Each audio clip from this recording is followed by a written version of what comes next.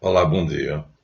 Às 5h30 da manhã, estamos gravando mais um vídeo na subsérie O Ciclo dos Templários, em continuidade à anterior. Peço desculpas porque boicotei o assunto, não era o que está no vídeo, pensei até que não passasse na censura do canal, ficou sob observação durante um dia, depois eles deixaram. Hoje pretendo dar a vocês o material que foi separado para fazer este vídeo e que eu coloquei diferentemente no vídeo que antecede. Portanto, embora seja clarificador, explicativo, porque traz o passado para o presente e assim você consegue ver uma relação entre ambos, mas o assunto nosso era, como eu disse, o encontro de Hugues de Godofredo de Bouillon com Aleixo I e, agora o grande segredo, sua filha Ana Comenius. Esse é o assunto. Nós temos aí agora dois gigantes. Aleixo I, patriarca de Constantinopla, tinha perdido Jerusalém para os turcos seljúcidas, e a briga dele com os turcos terminou incomodando tanto a cristandade que o Papa convocou a Cruzada dos Reis. Todo mundo já sabe. Nessa Cruzada dos Reis é que vem o fantástico homem de uma integridade incomum chamado Godefroy de Bouillon. Curiosamente, dissemos, ele não se hospeda, ele não fica nos arredores de Jerusalém participando do cerco, e vem para o palácio do patriarca de Constantinopla, sede sempre hostil a Roma, desde o ano 960, mas cujo ápice vai ser o cisma de 1054. Agora já conferi os dados. Então, esse é o assunto desse vídeo. O encontro de dois titãs, Godefroy de Bouillon e Ana Comenius. Essa mulher não aparece quase. Nós vamos dar agora esse lugar que ela merece. Agradecemos, então, primeiro as visualizações, o apoio ao nosso canal, estamos crescendo. O YouTube manda sempre um relatório e o nosso gráfico está subindo. A estatística mostra o gráfico subindo, embora as visualizações tenham diminuído. Por que as visualizações diminuíram? Porque quem via por curiosidade deixou de ver. E quem via por interesse está vendo com mais vigor e com maior interesse. Então não nos interessa ter 10.500 visualizações se a pessoa está vendo somente por curiosidade, né? É melhor ter apenas 2.000 visualizações de pessoas que estejam engajadas. Então, engajamento é o que nos interessa. Agradecemos a essas pessoas engajadas. Nós temos recebido com muito prazer os relatórios do YouTube. Então, está havendo um maior engajamento. Nosso gráfico estatístico está subindo no que concerne ao engajamento. Ótimo. Isso quer dizer que essa série está interessando, que há muita gente que esperava por algo semelhante. O ciclo dos Templários, que vai ser uma continuidade do ciclo do Graal. Então, agradecendo também aos inscritos no Colégio dos Magos Caldeus, que nos ajudam divulgando o canal, e aos nossos 8 irmãos caribus que nos sustentam. Então, agora vamos ao assunto. Como disse, Godefroy de Bouillon e os seus 8 cavaleiros, escolhidos a dedo por ele na França, vassalos do rei da França, portanto, os súditos do Papa, deveriam cercar Jerusalém. Mas ele vem para Constantinopla, Bizâncio, e hospeda-se no palácio de Aleixo I. Isso é notável se levarmos em conta que Aleixo I, desde o ano 900, nós estamos no ano 1100, 1100 e qualquer coisa, a data também não é precisa, na primeira Cruzada dos Reis, mas o fato é que Godofredo de Bouillon sabe que está indo visitar, ser hospedado na casa de um grande inimigo do Papa de Roma. E ele já tinha ficado contra o Papa de Roma na questão das investiduras, ao lado do imperador Henrique IV. Então, ele não considerava o Papa de Roma como sendo o chefe da cristandade e aceita hospedar-se no Palácio Imperial de Aleixo, e aí ele vai encontrar uma criatura fantástica. O nome dessa mulher, Ana Comenius. Pouquíssimo conhecida, filha de Aleixo, e deixou uma frase célebre: meu pai teve filhos e filha, mas acontece que os filhos deviam ter nascido mulher e a filha devia ter nascido homem. Ela tinha sangue na veia. Nós temos aqui, vamos ter que dar a vocês uma pequena palhinha, mostrando a vocês em bizantino o que é a vida de Ana Comneno, tudo aquilo que ela idealizou, e vamos dizer a vocês então, uma pequena biografia. Ana Comnena foi uma princesa bizantina, filho do imperador bizantino Aleixo I, Comneno, com Irene Lucena. Tornou-se uma das primeiras mulheres historiadoras ao escrever a Alexíada, em homenagem ao pai. Adorava o pai. Uma crônica sobre o reinado do seu pai, durante o qual ocorreu a primeira cruzada. Bom, educação. Agora que a coisa pega.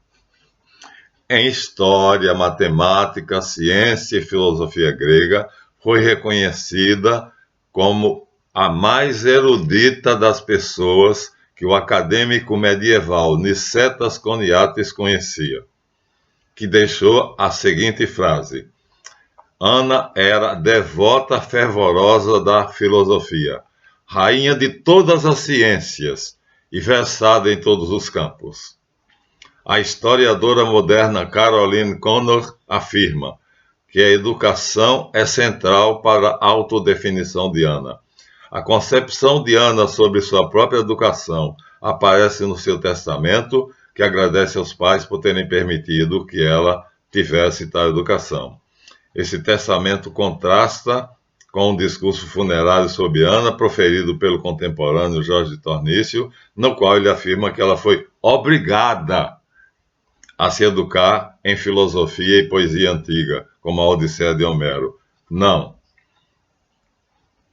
E aí, nós temos então um biógrafo credível que diz que ela se educou por ela mesma, com a permissão dos pais, e aqui está vários segredinhos dela, que faz com que nesse discurso funerário o biógrafo Jorge Tornício discorde dos dois biógrafos anteriores, Caroline Connor e o maior deles, que é Nicetas Choniates, que dizem: não há uma mulher que tenha desenvolvido tanta cultura e que tenha atingido tamanha erudição quanto Ana Comenius. E só isso já nos daria uma, vamos dizer assim, uma visão que não se tem dela. Bom, ao estudar filosofia grega, porque ela era cristã, né, os gregos ortodoxos são cristãos, ela vai comparar ambos. Primeira coisa que ela vai ver é o seguinte: estudando filosofia grega, ela percebe que houve um homem muito parecido com Jesus Cristo no pensamento, nas ações, que se chamou Sócrates. Ela estuda profundamente a vida de Sócrates e percebe que Sócrates teve 2 discípulos, e esses 2 discípulos divergem completamente. E aí a pergunta dela é: como é que 2 discípulos, filhos espirituais de um grande pensador, recebem o mesmo ensinamento? Sócrates acreditava na imortalidade da alma, acreditava que a verdade existe, não é relativa, e tomou cicuta porque disse que ele tem uma essência imortal, portanto, para ele tanto fazia estar nesse mundo como no outro. E aí, mas acontece que, indo adiante, ela vai encontrar 2 discípulos de Sócrates. Um deles, Platão, que crê, acredita e segue a doutrina do mestre. Exatamente. Platão é, vamos dizer assim, seguidor de Sócrates, acredita na imortalidade da alma, tem belos discursos e trabalhos, a lenda da caverna, né, onde a alma aprisionada não vê a verdade. Essa questão vai ser candente para Ana Comneno, a verdade. E depois Aristóteles, que, ao contrário de Platão, abandonou os ensinamentos do seu mestre, tornando-se, nós temos 2 figuras aqui dele, essa que é um desenho, Aristóteles, e essa que é um busto.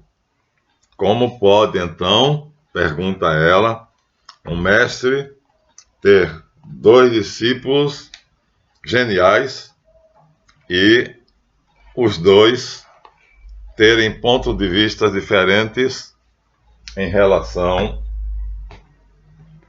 ao mundo? E aí ela vai se lembrar de uma coisa. Há um homem que ela considera essênio, a ordem dos essênios, que é chamado Jesus de Nazaré, que ela considera um simples rabi. Ela é ariana, portanto, ela não crê na divindade de Jesus. Para ela, ele é apenas um grande essênio, mas que tem uma grande missão. E essa missão é pacificar o interior do homem. O homem tem um interior extremamente conturbado. Não é o exterior. É uma frase célebre de Jesus: não penseis que vim trazer paz à terra. Não vim trazer paz, porque se levantará mãe contra filho, filho contra mãe, irmão contra irmã, e os parentes ficarão inimigos por minha causa e por causa do meu nome. Mas a Ana vai ficar extremamente impressionada com 2 temas que Jesus Cristo abordou, que Aristóteles, que Sócrates abordou. Um dos temas, já dissemos aqui, a imortalidade da alma, se é ou não é verdadeira, portanto somos imortais. E a outra coisa é se o homem pode atingir um estado de paz interior que independa das guerras nas quais o pai dela está imerso, mergulhado até o pescoço. Então, ela chega à seguinte conclusão: em todo o evangelho, nos 4 evangelistas, que ela considera igual a todos os outros evangelhos gnósticos, ela não faz diferença entre os evangelhos canônicos e gnósticos.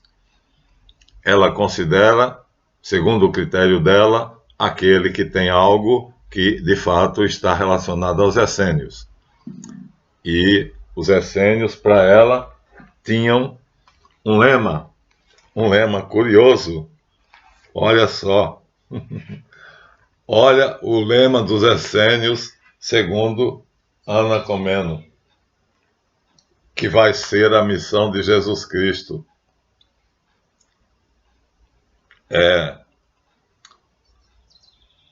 Não acreditar em nada levanta os véus da verdade em apoio às grandes almas, avatares, portanto ela era reencarnacionista, em nome do Supremo Todo, o inominável, para que no momento certo este conhecimento seja divulgado pelas idades. Os essênios acreditavam que viria o mestre da verdade, e aí vem o segundo problema. A verdade existe. Então, depois de definir Jesus como um avatar, que veio em apoio da verdade, ela tem uma outra grande questão. O que é a verdade? Esta é a única pergunta que Jesus não responde. Se você ler o Novo Testamento inteiro, você vai ver que fazem muitas perguntas a Jesus, perguntas difíceis. Algumas delas são verdadeiramente sinuca de bico, portanto, são perguntas que não têm saída, mas ele sai de todas. Mas é uma pergunta que ele não responde. Está diante de Pilatos, Pilatos está julgando, e Pilatos faz a pergunta a ele: o que é a verdade? Jesus não responde. E ela se pergunta por que ele não responde. Porque não existe a verdade? Não. Porque cada coisa que o homem vê, cada ideia que o homem tem, pode ser vista no mínimo de 2 ângulos diferentes. E se você vê de um ângulo, você defenderá aquele ângulo. Platão acreditava na imortalidade da alma. Então ele via deste ângulo. Tal como Sócrates tinha dito, Aristóteles se interessa pela biologia, se interessa pela mineralogia, se interessa pelas ciências físicas e vai acreditar que no mundo só existe o que é palpável, aquilo que a gente pega, vê, ou seja, é ateu. Aristóteles era ateu, enquanto Platão era profundamente crente e ambos discípulos do mesmo mestre, que era Sócrates.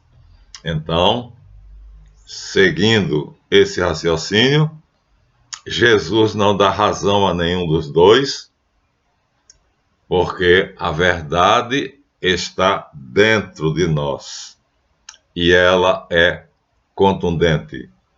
Ela se apresenta àquele que a deseja e se apresenta de uma maneira explosiva, porque depois que Pilatos pergunta a Jesus o que é a verdade, Jesus olha para ele e não dá resposta. Pilatos levanta e brada no pretório: não encontro culpa neste homem, ele é inocente. Então Pilatos tinha descoberto a verdade, sem que Jesus dissesse uma palavra. Essa mulher é fantástica.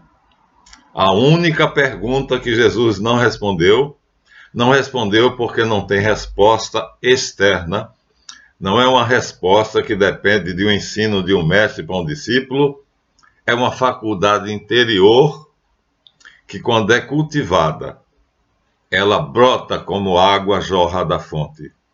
E Pilatos pergunta a Jesus: não vês quantas coisas te acusam? Jesus diz: vim para dar testemunho da verdade e continuarei dizendo a verdade mesmo que me acusem. E Pilatos, então, tendo assim trazido à baila a questão da verdade, ele pergunta: e o que é a verdade? E Jesus cala, e imediatamente Pilatos salta do trono do julgamento e diz para a multidão de judeus: este homem é inocente, ele encontrou a verdade. Olha, entre a pergunta e 2 minutos depois, essa faculdade interior cultivada pelo homem que a ame, aparece. Aparece por si. Aparece como uma fruta que nasce, como um grão que brota. Ela descobre isso e aí percebe que não há uma maneira de definir a verdade, de chegar até a verdade. Então, o que é que a conclusão a que ela chega? A conclusão a que ela chega é que o que o homem tem que fazer é tolerar a visão de mundo do outro. Então, Aristóteles deveria tolerar a visão de Platão e Platão tolerar a visão de Aristóteles. Isso ela vai passar para Godofredo de Bouillon, e Godofredo de Bouillon vai passar para Hugo de Payan, como sendo, aqui eu marquei, o papel central dos templários, que é, ouçam bem, a conciliação religiosa. Se todos os homens creem que Deus existe, então por que brigam? Não é por Deus. Brigam por causa do Cristo. Enquanto ela cria que Jesus Cristo era um essênio privilegiado, os cristãos na época dividiam-se entre aqueles que acreditaram que ele era Deus, segundo ela, por influência das autoridades romanas quando a nobreza romana se converteu. Isso é fundamental, é revolucionário, porque vai fazer com que ela perceba o seguinte: então, não posso ficar apenas nem na filosofia grega, os pensadores, não posso ficar também apenas na filosofia dos essênios, dos quais ela acha que Jesus é um discípulo, é um direito dela, porque se eu quero a conciliação universal, essa ideia vai ser fundamental para os templários, porque é através de um dom interior, chamado intuição, ou como vocês queiram, que o homem vai chegar à verdade, que ela chama de a santa gnose. E é através dessa gnose, que significa intuição interior, impulso interno, que dá ao homem a noção da verdade.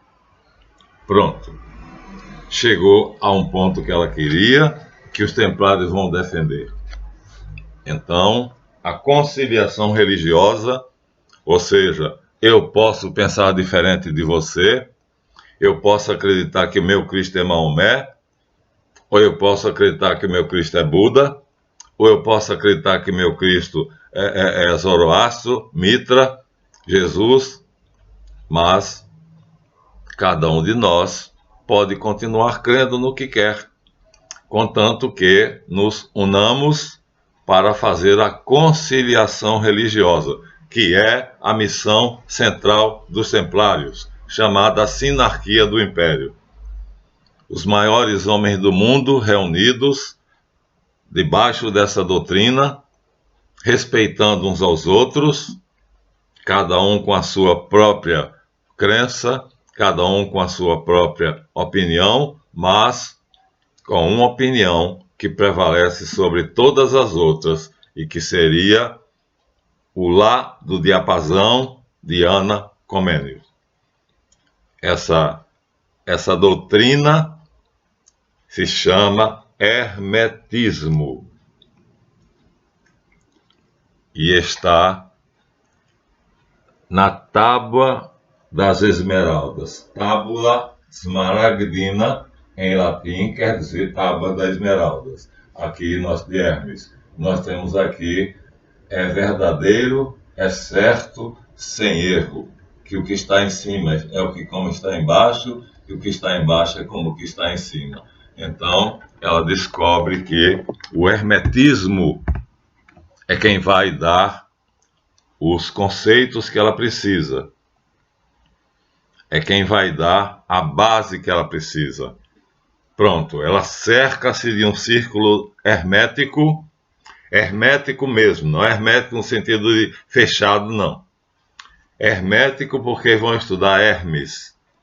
E aí ela vem com outra descoberta fantástica. Olha só, vou ler o texto para vocês. Vou ler em português. É verdade, certo e verdadeiro, a questão da verdade, que o que está embaixo é como o que está em cima, e o que está em cima é como o que está embaixo, para realizar o milagre da unidade. E assim como todas as coisas vieram do Uno, portanto ela crê em Deus, o Uno, por mediação ou adaptação, meditazione ou adaptazione, assim todas as coisas voltarão para essa coisa única. Logo ela crê que nascemos do Uno e voltaremos para o Uno. Isso é a doutrina central de quase todas as religiões. O sol é o pai, a lua é a mãe, o vento transporta em seu ventre, a terra é a sua nutriz. Aqui é a questão do ânimos e da ânima. O sol é o pai, o masculino, que ela possuía. A lua é a mãe, o feminino, que os irmãos possuíam. Ânimos e ânima. O vento transporta em seu ventre, ou seja, o raciocínio, a lógica aristotélica, o logos que está em cada homem, o pensamento pensante, a terra é sua nutriz. Ou seja, só é possível chegar a esses conceitos enquanto temos condição de pensar. Depois que perdemos a condição de pensar, não chegamos. O pai de tudo, o telesma, está aqui. Então, há uma força que governa o mundo, a anima mundi, o telesma, os judeus chamam Yahvé. Então, ela reconhece que há uma força, que metade da história é feita por essa força, e a outra metade é feita pelo homem.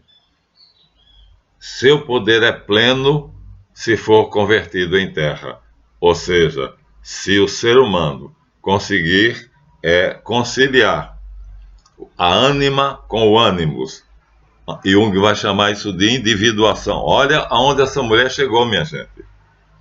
Jung vai chamar essa conciliação da ânima com o ânimos de individuação, a paz interna, a eliminação de todos os conflitos. Seu poder será pleno se for convertido em terra. Separarás a terra do fogo sutil do grosseiro. Ou seja, há um mundo material, terra, e há um mundo sutil. Então separarás a terra do fogo. O fogo, símbolo do sutil, era o símbolo de Deus dos persas, do mitraísmo. Ela era universalista. O sutil grosseiro, com grande habilidade, com magno ingênio. Então é necessário ter uma genialidade muito grande para separar a realidade física da realidade metafísica. Essa é a tábua de Hermes, viu? O pensamento do homem sobe da terra ao céu para conhecer Deus e desce novamente para a terra. E ao fazer isso, ele adquire um conhecimento que é a coleção da força da crença. Ou seja, não há nada maior do que a fé. Assim, ele tem o poder superior e o poder inferior. Como ser humano, na sociedade, ele se torna poderoso. E como alma, diante de Deus, ele se torna um escolhido. Desse modo, obterás a glória que o mundo pode oferecer. E todas as trevas se afastarão de ti. Pronto. Estamos agora falando na luz. Nisto consiste a força poderosa de tudo que é forte. vencerás todas as coisas sutis, ou seja, penetrarás nos mundos e nos planos, e penetrarás em tudo que é sólido. Assim o mundo foi criado. Mas a Iana descobre outra coisa. A tábula esmaragdina é metade da obra de Hermes. Então o hermetismo não é constituído apenas pela tábula esmaragdina. Hermes escreveu a tábula esmaragdina, supostamente em uma grande esmeralda, mas Hermes escreveu outra coisa, que é o Corpus Hermeticum, que fala sobre o nous, ou seja, o divino que está no homem, que para ela é trino. O nous e o logos vão se manifestar ao homem através de poimandres. Aqui está no discurso hermético, vamos aprofundar isso depois, tá? Então Hermes deixa duas correntes doutrinárias que os Rosacruzes vão continuar a desenvolver com o nome de hermetismo, mas a palavra hermetismo vai adquirir um caráter de coisa fechada. Na verdade, não tem fechado. Então, no Corpus Hermético, Hermes discorre sobre como é que o espírito divino, que ele chama de poimandres, comunica ao homem o pensamento pensante. E como é que esse pensamento está no próprio Deus, com o nome de nous ou logos. Logo, o hermetismo é divisível em duas partes. E justamente por isso, a alquimia, que é derivada da tábula da esmaragdina, não daqui. Aqui você não encontra alquimia. Aqui você encontra exatamente a sabedoria interna, ou seja, a capacidade de separar a terra do fogo sutil do grosseiro, a capacidade de comunicar o pensamento pensado, que é o que eu estou agora falando para vocês, com o pensamento pensante. Um ensinamento de Hermes. O outro está aqui, desenvolvimento da tábua esmaragdina, que é a alquimia. Tornou-se vulgar, enquanto que esse aqui é desconhecido. Pouca gente conhece o que está aqui nesse livro, pouca gente é capaz de interpretar o que está nesse livro, mas aqui nós tivemos muitos. Então nós temos aqui a alquimia de Marie-Louise von Franz, nós temos aqui a alquimia, um dos maiores alquimistas, que é Nicolas Flamel, o livro das figuras hieroglíficas. Nós temos aqui outro alquimista, Fulcanelli, e nós temos aqui, para admiração de todos, que os chineses foram descobridores da alquimia no ano 4 a.C. de Cristo. Portanto, os primeiros alquimistas foram chineses, mas antes deles já havia a tábua esmaragdina. Eles descobriram independentemente. Então, ela divide a doutrina hermética em duas. Hermetismo é uma palavra só. Mas quando você fala em hermetismo, você não pode estar falando de uma coisa só. Você está falando necessariamente de duas coisas. Você está falando como conseguir a intuição interior para discernir a verdade do erro, coisa rara, né? Chama-se critério, e isso é a doutrina que está nesse livro. Nous, logos, comunicado ao homem por poimandres, mas existe também os buscadores, né, da transformação do mundo, que começa na China e vai chegar até Carl Gustav Jung, que é a conjunção dos dois opostos, ânimos e ânima.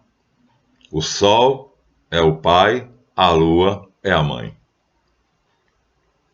Olha, mulher fantástica, escreveu, vou repetir o nome do livro dela, Alexíada, em homenagem ao pai. Ana Comenius. Deixa-me dar mais um detalhe sobre ela. E então,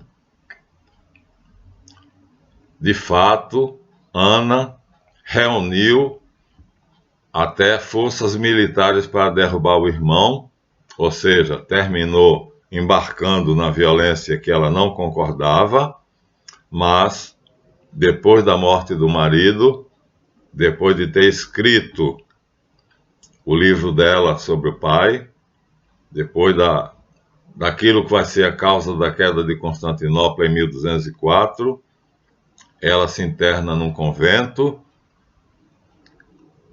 assume algo que ela exerceu a vida toda, que depois Nostradamus vai desenvolver, que é a alquimia, ou seja, a química, como descobrir os remédios, e se torna uma monja, né, e dedica-se assim, nos restos da sua vida, a continuar os estudos de filosofia e história, reunindo-se com intelectuais eminentes, entre os quais os mais dedicados aos estudos aristotélicos. Ela prefere mais o materialismo de que o platonismo. Ou seja, ela é mais aristotélica do que platônica.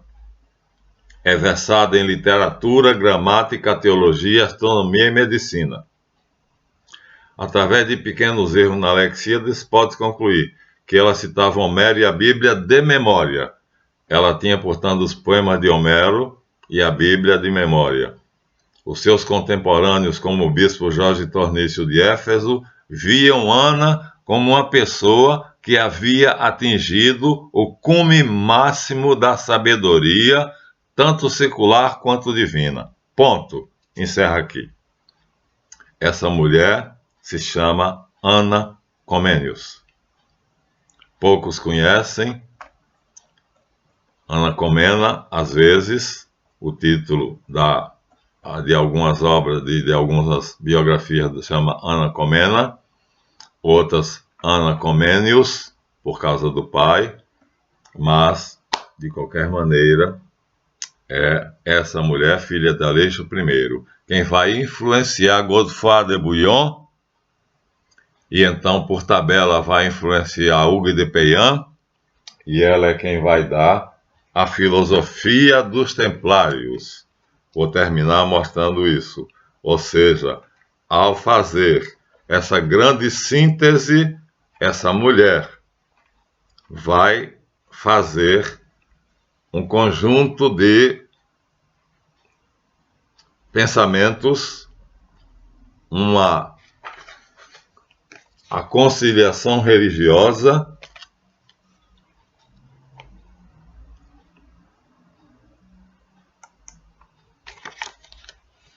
que seria fundamental. Não adianta o homem lutar pela sua verdade, ele vai ter que aceitar, tolerar a verdade do outro. Essa vai ser a filosofia central dos templários, que acho que agora eles estão botando em prática, e ela vai, assim, elaborar. Aqui está a morte dela, a despedida do mundo, onde ela mostra que acredita no além, mas o homem deve tirar o máximo daquilo que ele viveu em vida. E é ela a responsável pela filosofia do Templário, que é a doutrina da paz, já existente entre os essênios, mas explicitamente tirada, portanto, dentro de cada ser humano que busca a verdade, ela existe e ela virá à tona se você quiser, se você a buscar e se você a amar. Então, é ela a responsável pela filosofia dos Templários. Portanto, tudo que Godefroy de Bouillon vai conversar com essa mulher notável, ele vai ter vários encontros com ela, e daí vai nascer a filosofia dos Templários. Depois ele vai passar para Hugues de Peillan, e aí os Templários, segundo Adelino Figueiredo Lima, então seguem assim o pensamento de uma mulher notabilíssima que poucos conhecem. Fica aqui agora, apresentei a vocês o assunto que deveria ser do vídeo passado. Anna Comnenus, ou Ana Comnena, rainha, princesa do Império Bizantino. Então, resta muito a falar sobre ela. Não seria possível falar tudo sobre ela. Mas, olha, o biógrafo diz, no leito de morte dela, ela atingiu a plenitude da sabedoria espiritual e profana. Isso não pode ser dito de qualquer pessoa. Fica aqui nossa admiração, e dois titãs se encontram, e esses dois titãs, Godefroy de Bouillon e Anna Comnenus, vão ser a base, os alicerces e os fundamentos da Ordem do Templo. Por isso ela foi tão grande. Mas iremos adiante. No próximo capítulo, vamos continuar, mas aqui este foi exclusivamente para dar à luz esta mulher. E a partir de agora, não confundam o hermetismo como sendo uma coisa só, porque uma coisa é a alquimia, que está na Tábula Smaragdina, e está nessa literatura aqui, com o Corpus Hermeticum, que pouca gente conhece,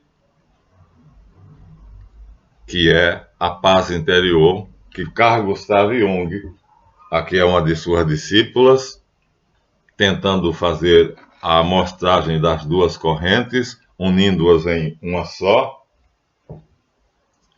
que será